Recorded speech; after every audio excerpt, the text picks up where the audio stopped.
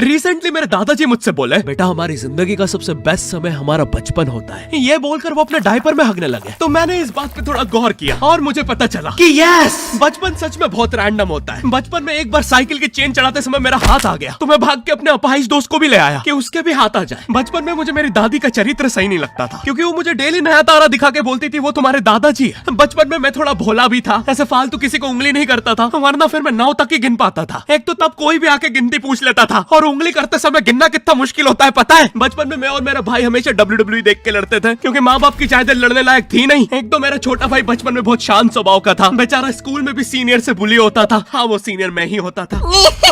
एक बार मुझसे बोलता, भैया डॉक्टर बनना मेरा सपना है। तो मैंने उसे नीट की बुक्स ला दी, तो अब वो उसका पूरा सपना बन गया। अब वो डॉक्टर गेम में भी बीमारी बनता है, और बवासीर पीछे होती है। चिंटू बुक्स नहीं पढ़ रहा है तू? एक बार बेचारा बिस्तर पे गिर के रोने लग गया, तो सब बोलने लग गए कुछ नहीं हुआ, चींटी मर गई, चींटी मर गई। मैं यहाँ सोच रहा हूँ फिर अभी तक हम चींटियों वाले बिस्तर पे क्यों सो रहे थे? हाँ, घर में सबकी पीठ पे ददोड़े हो रखे हैं। हाँ, ये नहीं गिरता तो हमें तो पता ही नहीं चलता बिस्तर पे चींटियां हैं। हम तो सोए जा रहे हैं चींटियों वाले बिस्तर पे। और स्कूल में जब भी ये छोटे भाई पैंट में हक देते हैं, तो बड़े भाई को क्यों बुलाया जाता है? पता है कितनी घनघोर बेइज्जती होती है पूरी क्लास के सामने, और बुलाते भी इतने सस्पेंस है, वो देख के बड़े भाई का हगना निकल जाता है। ऐसे 2 छोटे बच्चे स्लो मोशन में भाग के आ रहे हैं। हाँ, वो उनकी नॉर्मल स्पीड है। मैं देखता हूँ मेरे भाई को क्राइम सीन से 2 पियून पकड़ के ले जा रहे हैं। उसे ब्राउन रंगे हाथों पकड़ लिया गया। मेरे भाई ने मुझसे जाते जाते कहा, मुझे फंसाया जा रहा है।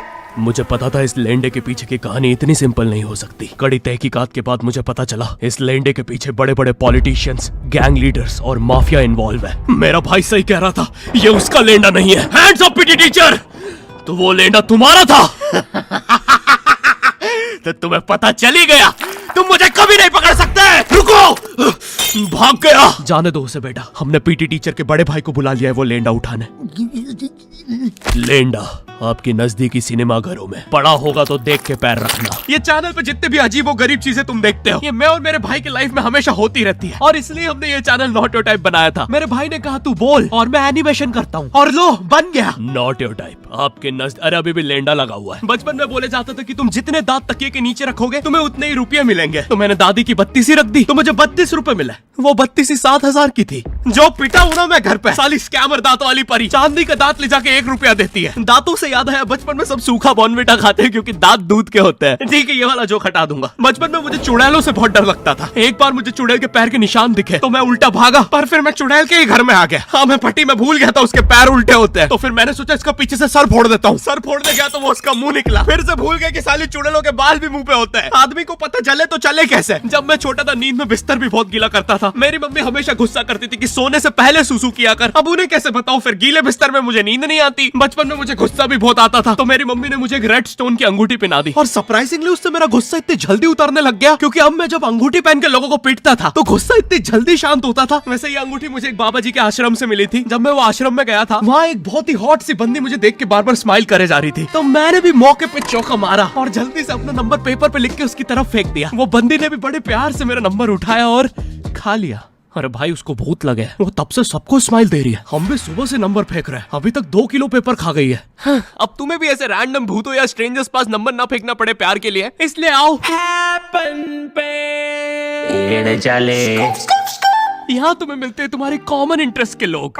मुझे बॉर्नविटा बहुत पसंद है। मुझे भी रोहित। आओ मन बुद्धि हैंडशेक करते हैं। हैपन पे मिलती है आपको उन लोगों की प्रोफाइल्स जिनके साथ आप पाथ क्रॉस करते हैं। यहाँ तुम अपने एरिया के लोगों की प्रोफाइल्स भी देख सकते हो। यही नहीं, जो लोग तुम्हारे फेवरेट स्पॉट पे जा चुके हैं, यहाँ तुम्हें उनकी प्रोफाइल्स भी मिलती है। तो अभी जाकर अपना नेक्स्ट क्रश स्पॉट करो अपने ही मन पसंदीदा स्पॉट पे। तो अभी जाकर डाउनलोड करो, लिंक डिस्क्रिप्शन में। Thank you happen. बचपन में मेरी मम्मी हमेशा बोलती रहती थी कि बाहर जाके खेलो। अब बाहर मेरे मोहल्ले के बच्चे भाई वो ऐसे अजीब अजीब से गेम्स खेलते थे। कहीं ड्रैगन फ्लाई में रस्सी बांध के उसको पेट बना लिया है, कहीं नंगे भाग रहे टायर के पीछे लकड़ी मारते मारते। मेरी मम्मी को उन पे दया आ रही है कि बेचारे गरीब बच्चे किसी भी चीज से खेल लेते हैं, फिर हमारी कार पलट जाती है। हाँ, वो टायर हमारी कार का था। और मुझे एक बात बताओ, चक्के से खेलने पे वो गरीब कैसे कंसिडर हो रहे हैं? क्या पता उनने कार खरीद के चक्का निकाला हो, क्या पता लैम्बोर्गिनी के चक्के से खेल रहे हो। नहीं, तुम्हें कैसे पता चल रहा है वो गरीब है या अमीर? और एक चक्के से इतनी सारी एक्टिविटी करेंगे ये लोग। कभी चक्के में रस्सी बांध के झूला बना दिया, कभी झूले से फिका के खुद को लूला बना दिया, कभी लूले पे झूला बांधकर हुला हू बना दिया। ये इतने हरामी बच्चे थे, इनके साथ कोई भी घर नहीं खेलता था, क्योंकि घर ये जुए में लगा के हार जाते हैं। ये वो बच्चे जिन्हें तुम रिमोट कंट्रोल कार भी दोगे तो उसकी मोटर निकाल के पंखा बनाएंगे। एक बार इन्होंने रिमोट कंट्रोल रिमोट बनाया था। तुम अगर इस रिमोट पे बटन दबाओगे तो इस रिमोट पे बटन दबेगी, बस ये लोग मकर संक्रांति के दिन पतंग भी लूटते थे दुकानों से। पतंग से याद है मैं बचपन में अपने दोस्त जनक के साथ बहुत पतंग उड़ाता था। जनक गुजराती था और गुजराती लोग तो बहुत बड़े पतंगबाज होते हैं। वो लोग गला काटने के बाद भी काहे पोचे चिल्लाते हैं। जनक मेरे घर पे इतना बड़ा गिर्रा लेके आता था पतंग उड़ाने। उस पर पता नहीं कितने 1000 किलोमीटर का मांझा लपटा होता था। हम दोनों का सपना था उस गिर्रे की पूरी ढील देना। एक बार तो गिर्रा खाली होने ही वाला था पर वो पतंग तो घूम के हमारे पीछे से आ गई। हमने हमारी ही पतंग काट दी। तो इस बार हमने सोचा पतंग पूरी परपेंडिकुलर उड़ाएंगे, स्ट्रेट। हमने 2 घंटे ढील दी। वो मांझे में वेव सिग्नल आने लग गए प्राचीन भाषा में। हमें लगा हमने एलियंस ढूंढ लिया, बट फिर धीरे से वो सिग्नल क्लियर हुआ। हमें पता चला हमने कोई नासा का 100 मिलियन का टेलीस्कोप काट दिया।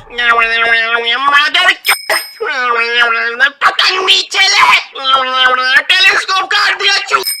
नासा का टेलीस्कोप जैसे ही नीचे गिरा बच्चों से पहले विसरो ने लूट लिया। बहुत वियर्ड था, इतने सारे बुड्ढे छत कूद के भाग रहे थे। एक तो जनक के मांझे में इतनी सारी गठाने होती थी, वो मांझा इतना भारी हो जाता था। हम चौथे माले से पतंग उड़ा रहे, वो दूसरे माले पे उड़ रही है। बचपन में बोला जाता है किसी भी स्ट्रेंजर से बात नहीं करते, तो फिर मैं इशारे करता था। तो फिर दादी मेरे चरित्र पे सवाल उठाती थी। दादी से याद है पुराने जमाने में एंटरटेनमेंट के लिए कुछ होता नहीं था, तो लोग 7-7, 8-8 बच्चे पैदा कर लेते थे ताकि उन्हें जायदाद पे लड़ता देख मजे ले सके। मेरे पापा के 5 भाई और 4 बहनें हैं, टोटल 9 बच्चे। मेरी दादी ने जिंदगी के 9 साल बस बच्चे दिए। दादी ने 9 साल तक पेट में इतनी लातें खाई है, उनके अंदर से एब्स आ गए थे। मेरी दादी लिटरली अंदर से टूट चुकी थी। उनका इतनी बार ऑपरेशन हो रखा है, उनको डॉक्टर ने टाकों की जगह चेन लगा दी थी। भाई आज के जमाने में तो इतने बच्चे कोई पैदा नहीं करता, उल्टा अबॉर्शन करवा लेते हैं। और यस मैं अबॉर्शन बोलूंगा क्योंकि मुझे जेल नहीं जाना। एक तो इंडिया में भी अबॉर्शन करवाना लीगल है, लेकिन बच्चे का जेंडर जानना इलीगल है। मतलब तुम मार तो सकते हो, लेकिन किसे मार रहे हो ये पता नहीं कर सकते। तो देखो अब रिस्क कितना बढ़ गया है। क्या पता अंदर शेर बैठा हो या कोई बड़ा गैंगस्टर, क्योंकि तुम्हें तो पता नहीं है तुम किसकी सुपारी दे रहे हो। क्या पता वो अंदर बंदे लेके बैठा हो। बचपन में सबके मम्मी पापा डराते हैं मस्ती मत करो वरना बोर्डिंग स्कूल भेज देंगे। और मुझे बोर्डिंग स्कूल से इसलिए डर नहीं लगता था कि मैं वहां जाके अपनी फैमिली से दूर हो जाऊंगा। मुझे बोर्डिंग स्कूल से इसलिए डर लगता था क्योंकि वहां पे वो बड़े दांतों वाला ईशान अवस्थी होता है। मैंने पहली बार जब तारे जमीन का ट्रेलर देखा था तो उसमें वो पागल बच्चे ने आतंक मचा रखा था। फिर मैंने मूवी का नाम पढ़ा तारे जमीन पे। मुझे लगा बिछाए होंगे इस पागल को पकड़ने के लिए, शॉक वॉक देना होगा तारों से। इसके तो दांत भी इतने बड़े हैं, सारी तारे काट देता होगा। मुझे ट्रेलर देख के लगा कोई एक्शन मूवी है, आमिर खान जोकर बना हुआ है। मुझे लगा यही तारों का जाल बना के पकड़ेगा पागल को। हाँ ट्रेलर देख के तुम्हें क्या ही समझ में आएगा। एक शॉट में आमिर खान बोल रहा है आपके बच्चे को डिसलेक्सिया है, फिर अगले ही शॉट में जोकर बन के बड़ा मछलियाँ उड़ती क्यों नहीं। फिर मुझे लगा ये शायद अपने माँ बाप को बोल रहा था। और दया तो मुझे उस लंगड़े बच्चे पे आती है जिसके बगल में ईशान अवस्थी को बिठा दिया था। वो बेचारा उठ के भाग भी नहीं सकता। और मैंने तो सुना था बोर्डिंग स्कूल में बस नॉटी बच्चे जाते हैं, तो फिर इस बेचारे गाय से बच्चे को क्यों यहाँ भेज के रखा है। कहीं ऐसा तो नहीं इसके पहले पैर थे और ये बहुत मस्ती करता था तो माँ बाप ने पैर तोड़ के इधर भेज दिया। बस भाई मेरा हो गया है आज का। अगर तुम्हें वीडियो पसंद आई तो यार लाइक मारो। एम करते हैं 7 लाख लाइक्स के लिए। पिछले वीडियो में नहीं आए थे इसलिए अब मैं औकात में आ गया हूँ, इसलिए अभी लाइक मारो। चैनल पे नए हो तो सब्सक्राइब करो। मुझे मुंह दिखाई के लिए 10 मिलियन सब्सक्राइबर्स चाहिए। और हैपन को भी डाउनलोड करना मत भूलना, लिंक डिस्क्रिप्शन में। अब मैं भी जा रहा हूँ, बाय।